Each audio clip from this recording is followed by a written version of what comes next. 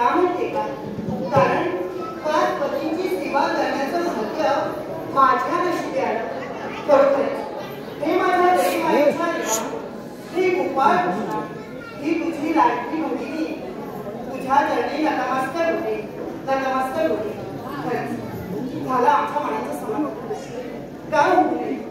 कारण या हस्तिनापुराची साम्राज्य होण्याचा मान मला मिळाला. हा आनंद गगनात मावेनासा झाला. हे सारं वैभव मिळाले कुणामुळे असेल तर माझ्या भाऊरायामुळे, माझ्या देवामुळे, माझ्या गोपाळ कृष्णामुळे.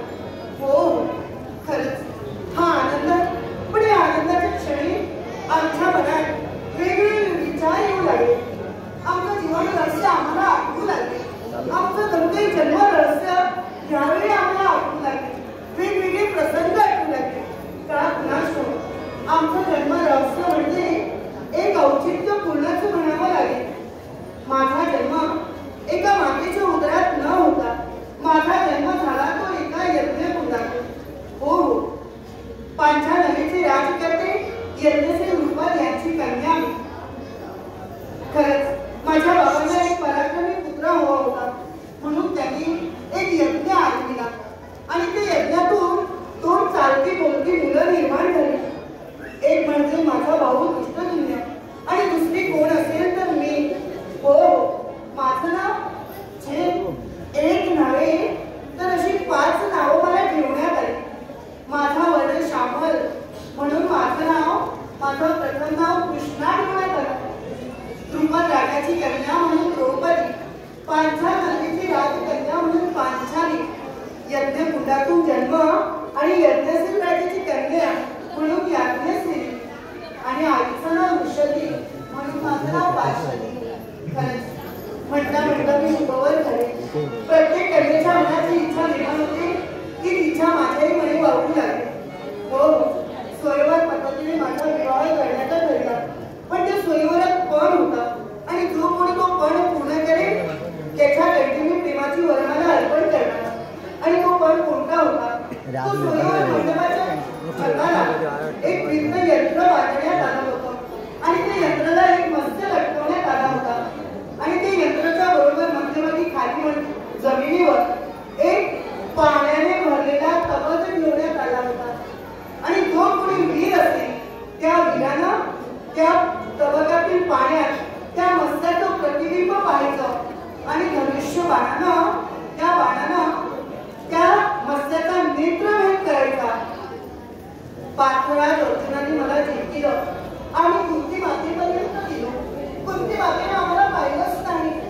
आणि कुंती माता काय म्हणाल्या असतील, हे 5 पांडवांनो, तुम्ही आज जी काही भिक्षा घेऊन आला आहात ना ती भिक्षा तुम्ही समान वाटून घ्या.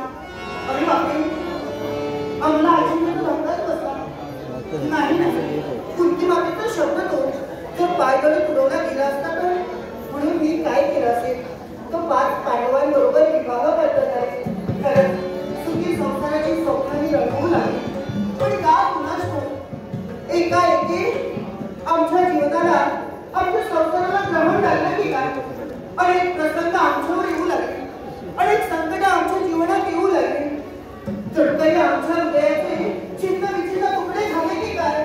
हो हो, असे महाभयंकर प्रसंग, दुःखाचे जणू काही डोंगर आमच्या मस्तकी कोसळले गेले.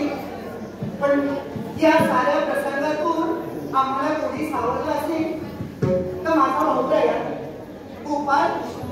हो हो, त्याने प्रत्येक प्रसंगातून आम्हाला सावरण्याचं कर्तव्य केलं. म्हणूनच हे सुखाचे दिवस मी आता पाहतो. कोणी बापरे, बोलता बोलता बोलूनच जाते.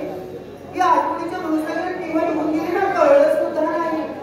पण खरंच चांगला दिवस चालू आहे ते गदागदाचे एकसारखी माझं प्रतीक्षा करते. माझं सहज सगळ्या केव्हा बरे केव्हा बरे केव्हा बरे.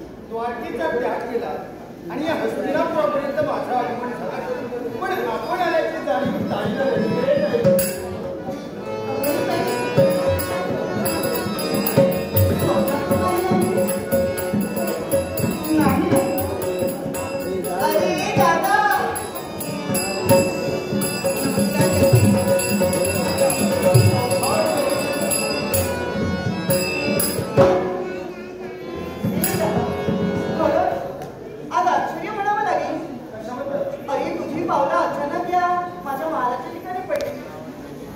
आश्चर्य वाटले. आलं माझ्या लक्षात. काय ते? तू तुझ्या पतीची मागणी